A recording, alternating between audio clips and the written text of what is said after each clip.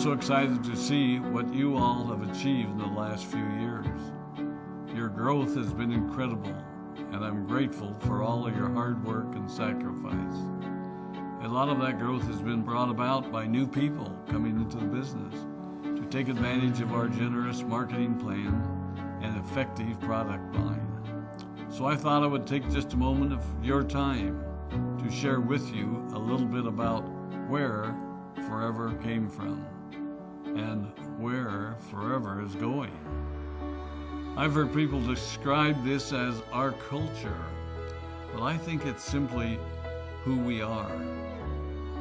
Several decades ago, I was an executive for a real estate development company called Del Webb. And at that time, there was a lot of excitement about a new business concept. And like many of my colleagues and friends, I went along to a business opportunity meeting and listened to a presentation about multi-level marketing. I immediately fell in love with the concept that people would be motivated to help each other and be able to make a living doing so. It's a beautiful thing when you think about it. Although I was enjoying my career, I didn't think that I was contributing as much as I wanted, or as much as I could, to improve the well-being of the people around me. Inspired by the concept of people helping one another, I set out to write a marketing plan that is almost identical to the one that we use today. As I developed it, I had two goals. One was to pay the highest bonuses possible and still be able to run a company effectively. Two, to build a plan that would motivate and encourage people to keep working. I wanted a plan to reward those that remain active and engaged. I love the concept of a royalty income. However, I believe that it's good for our souls to work hard. People who work hard are happier. Of course, if you work hard, you should play hard.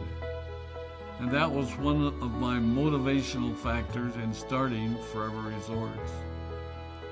It was to give people the opportunity to spend time with their loved ones and experience the wonder of nature. Next time we're together, maybe I can tell you more about my passion for our resorts, our rare animals, and spectacular natural resources. So, with the marketing plan prepared, I needed to find a product. And we searched around and looked at different opportunities. I was passionate about finding something that was effective, consumable, and that we knew would not be a fad. During my search, I met a group of doctors who had developed a method of stabilizing aloe vera. They convinced me of its efficacy, and we began testing the product, and were amazed by the results. We were in business. We had a fair and balanced marketing plan, a consumable, effective product, and the third ingredient, an absolute conviction that we could make a difference in the lives of the people around us. And while it might have been a bit presumptuous, we honestly believed that we could make a difference in the world. We put in generous return policies, customer service incentives, and began to build this business based on the principle of being nice to one another and helping others. The success was incredible, and we grew rapidly until Christmas of 1982. I was sitting at home with the family, and the phone rang. They informed me that there had been a freeze at our aloe plantations in Texas, and that all of our aloe was destroyed. I immediately went to the airport and flew to South Texas to see what we could do. I hoped and prayed that when I arrived, what I saw would be better than the news I'd received. But that wasn't to be the case. We had no aloe, and the business immediately began to suffer. There were some FBOs that left, but more importantly, there were those that stayed. It was a tough time for us. We put everything on the line to stay in business, and there were many sleepless nights. But we were convinced that what we were doing was right. We decided that this would never happen to us again. We flew out to the Dominican Republic and purchased as much land as we could and began planting aloe in one of the safest weather zones in the world.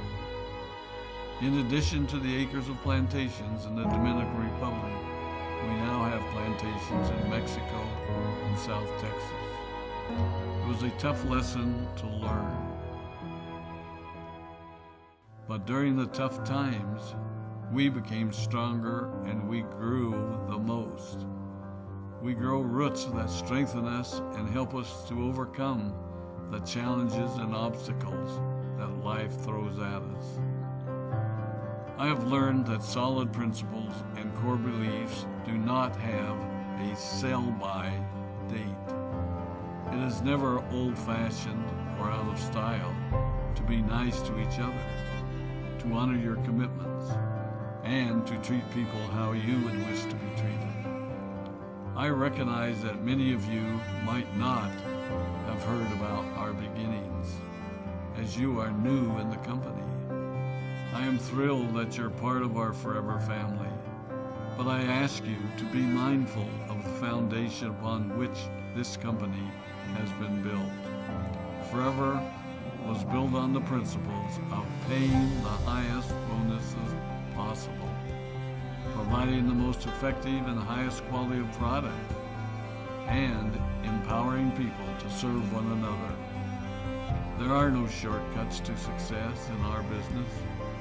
Of course, the speed at which we reach certain levels may vary, but the fundamental principles remain unchanged and will remain unchanged as we continue our journey over the next 4 decades and longer. There will be times when a pathway will open up to you that will tempt you to take a shortcut, to buy a little more product than you may need, to make a purchase in someone else's name, or other ways in which we are tempted to give up what we want most for what we want now. Never forget that you're a part of something special, a business that has been built upon taking the road less traveled. It may not be as fast and as shiny as you might want it to be, but take it from me, the road less traveled is more rich, more wonderful, more fulfilling, and more lasting than you can ever imagine. We love you, we appreciate you, we are proud of you. My name is Rex Maughan, and I